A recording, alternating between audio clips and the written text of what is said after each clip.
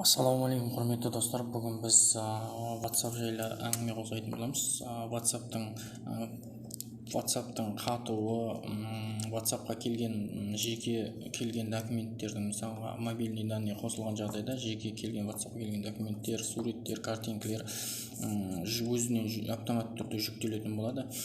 Группадан келген тоже өзі автоматты түрде жүктелетін болады. Оның бәрі телефонымызда память толтыратын болады.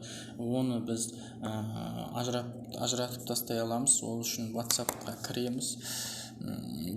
кіреміз де настройкасіне кіріп, настройкасінде мына жерде данные хранилище дегенге бассақ, мына жерде мобильный сеть деген тұр.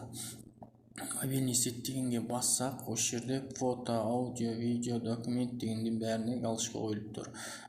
Біз бұл галочкаларды алып тастау арқылы WhatsApp-та группалардан жеке сообщение келген жағдайда, аудио, сурет келген жағдайда өзіміз керегін жүктей аламыз. Ал мынау қосылып тұрған жағдайда өзі автомат түрде келген сурет келген аудиолар, видеолар автомат түрде жүктелетін болады телефонға. Ол телефонның қатуына, WhatsApp-тың долго думать етіп ашуына, сондайына кедергі жасайтын болады.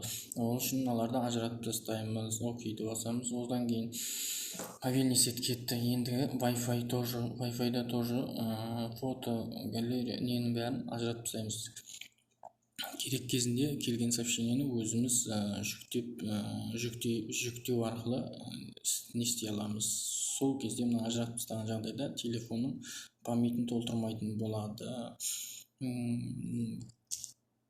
Каналға жазылып, лайк басып, комментарий жазып, қолдап кетіңіздер.